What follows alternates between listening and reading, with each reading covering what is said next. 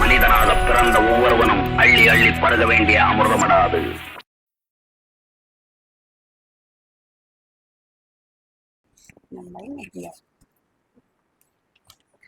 வாசிப்பை பற்றி முன்முனைந்த சிறப்பாளர் ஜெயசித்ரா அவர்களுக்கு என் நெஞ்சார்ந்த நன்றியை தெரிவித்துக் கொள்கிறேன்.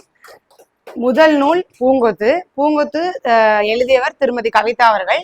சிறப்புரை வழங்க செல்வி கமலி அவர்களை வரவேற்கிறேன்.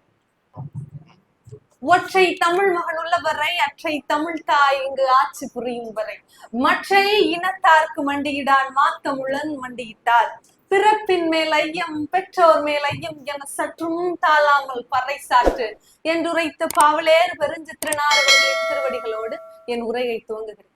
நான் இன்று அறிமுகம் செய்ய உள்ள நூல் பூங்கொத்து. பூங்கொத்து என்றால் அனைத்து பூக்களையும் கோர்த்து பூங்கொத்தாக மாற்றுவது அல்ல. அழகான மலர்களையும் நறுமண மிக்க மலர்களையும் கோர்த்து பூங்கொத்தாக மாற்றுவதுதான் பூங்கொத்து. அந்த வகையில் பூங்கொத்து என்ற நூலுக்கு இந்த பெயர் மிகவும் பொருத்தமாக உள்ளது.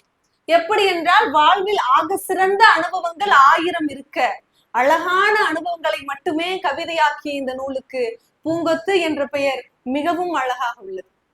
தனிப்பாடல் திரட்டில் சத்திமுத்த புலவர் கூறுகிறார், நாராய் நாராய் செங்கால் நாராய் கிழங்கு பிளந்தன்ன பவளக்கூர்வாய் செங்கால் நாராய் என்று நாரையின் மூக்குக்கு பனங்கு கிழங்கை ஒப்பாக கூறுகிறார். இந்த ஊமையை கண்டு பாண்டிய மன்னன் பரிசு அளித்து சத்திமுத்த புலவரின் வறுமையை நீக்கினதாக தனிப்பாடல் திரட்டு கூறுகிறது. அந்த வகையில் பூங்கொத்து என்ற கவிதை தொகுப்பில் நட்பிற்கு உதாரணமாக கடல் அலையில் உள்ள நுரையை கூறுகிறார் பூங்கொத்து நூலினுடைய ஆசிரியர். ஆம், கடலினுடைய அலையில் உள்ள நுரையை நட்புக்கு உதாரணமாக கூறுகிறார் என்று சொன்னால் அவர் சத்திமுத்த புலவரின் வரிசையில் அல்லவா வருகிறார். ஔவையார் அவர்கள் கூறுகிறார்கள், நெக்கு விடும் பாறைக்கு நெக்கு விடா பாறை பசுமரத்து வேருக்கு நெக்கு விடும் என்று. நெக்கு விடும் பாறைக்கு நெக்கு விடா பாறை பசுமரத்து வேருக்கு நெக்கு விடும் என்று. ஆம், அப்படி பூங்கொத்தில் உள்ள அனைத்து கவிதைகளும் மிக ஆழமாக பசுமரத்தில் ஆணி அடிப்பது போல் இறங்குகிறது என்றுதான் சொல்ல வேண்டும். நாம் கொரோனாவை எப்படியெல்லாமோ உருவகப்படுத்தினோம்.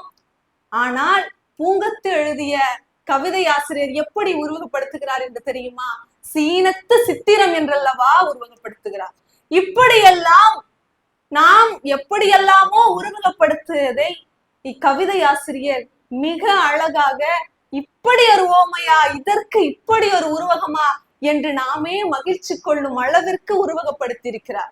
இந்த கவிதையை படிக்கும் பொழுது 75 பக்கத்தோடு ஏன் இந்த கவிதை தொகுப்பு நின்றது என்று கவிதை ஆசிரியரையே பார்த்து கேள்வி கேட்க தோன்றியது. 45 தலைப்பிலேயே இக்கவிதை தொகுப்பை அடக்கிவிட்டார் பாடலாசிரியர். இன்னும் கூட தொடர்ந்திருக்கலாம். அப்பா என்று தலைப்பெழுதி உட்கார்ந்து கவிதை ஆசிரியர் படித்த எனக்கே கண் கலங்கியதே, எப்படி எழுதினீர்கள் என்று கேள்வி கேட்க தோன்றியது. ஆனால் அவர் இன்று வரவில்லை. வந்திருந்தால் கேட்டிருப்பேன். சில கவிதையெல்லாம் படித்து படித்து நிதம் கணக்குது இதயம். அதில் ஒரு கவிதையாக ஒன்று, என் வீட்டு பச்சை கிளி என்று ஒரு கவிதை இருந்தது. அதை மனப்பாடம் கூட செய்ய முடியாத அளவிற்கு இதயத்தில் இடமில்லை. ஏன் தெரியுமா? அதற்கு முன்னால் ஆக சிறந்த அனைத்து கவிதைகளும் இடம் பிடித்து விட்டன.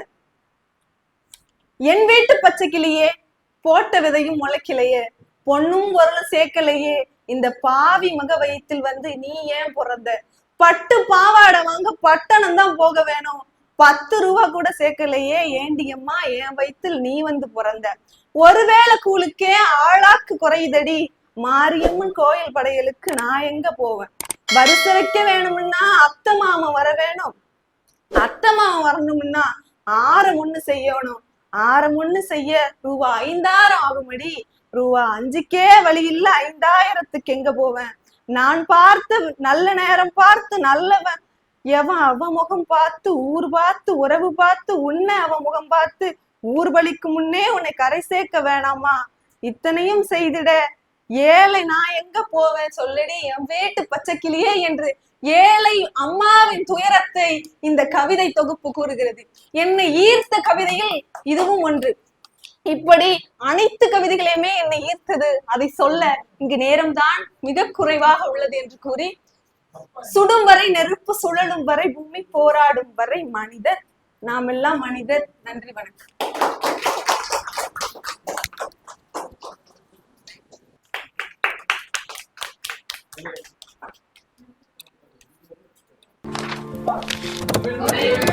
Mummy daddy white rice Vellachami வந்திருக்கு. சர்ப்ரைஸ் பண்ணுங்க.